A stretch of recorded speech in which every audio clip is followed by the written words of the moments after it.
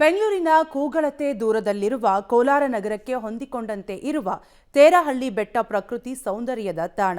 ಈ ಬೆಟ್ಟ ಈಗ ಭೂಗಳ್ಳರ ಕಣ್ಣಿಗೆ ಬಿದ್ದಿದೆ. ತೇರಹಳ್ಳಿ, ಪಾಪರಾಜನಹಳ್ಳಿ, ಹೊಸ ಬೆಟ್ಟಹಳ್ಳಿಯಲ್ಲಿ ಸರ್ಕಾರಿ ಗೋಮಾಳ ಹಾಗೂ ಬಿ ಖರಾಬು ಜಾಗದಲ್ಲಿ ದೊಡ್ಡ ದೊಡ್ಡ ಕಲ್ಲು ಬಂಡೆಗಳನ್ನು ಒಡೆದು ಅಲ್ಲಿ ಕಟ್ಟಡಗಳನ್ನು ನಿರ್ಮಾಣ ಮಾಡಲಾಗುತ್ತಿದೆ.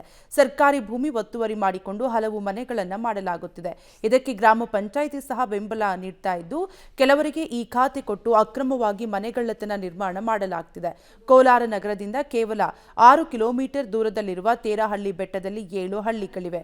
ಒಂದು ಕಾಲದಲ್ಲಿ ಬೆಟ್ಟದ ಮೇಲಿರುವ ಗ್ರಾಮಗಳಿಗೆ ನಡೆದಾಡಲು ರಸ್ತೆಯೂ ಇಲ್ಲದೆ ಜನರು ಪರದಾಡ್ತಾ ಇದ್ರು. ಕ್ರಮೇಣ ಬೆಟ್ಟದ ಮೇಲೆ ರಸ್ತೆ ಮಾಡಿ ಸಂಚಾರಕ್ಕೆ ಅನುವು ಮಾಡಿಕೊಡ್ತಿದ್ದಂತೆ ದೊಡ್ಡ ದೊಡ್ಡ ಕಟ್ಟಡಗಳು ತಲೆ ಎತ್ತಿವೆ.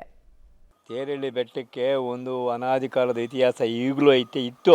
ಅದನ್ನ ಹಾಳು ಮಾಡ್ತಾರೆ ಪರಿಸರನ. ಮುಸ್ಲಿಮ್ಸ್ ಆದ್ರೆ ಒಂದೇ ಜಡಿ ಒಂದೆರಡು ದಿವಸ ಪೊಲೀಸ್ ಇದಾಗ ಚೌಕಿ ಹಾಕ್ಸಿದ್ರೆ ಅವ್ರು ಒಂದೆರಡು ದಿವಸ ಬಂದ್ರು, ಆಮೇಲೆ ಅವರು ಮರ್ತೋದ್ರು.